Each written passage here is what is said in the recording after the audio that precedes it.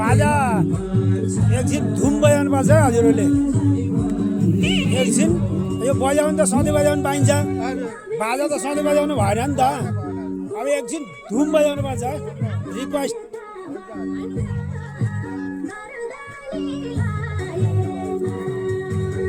mic त यो बजाउने कुरो त अरू बेला पनि बजाउनु पाइन्छ नि बाजा त बजाउनु पाइन्न क्या एकछिन धुम बजाउनु रिक्वेस्ट सरी ल ल ल ल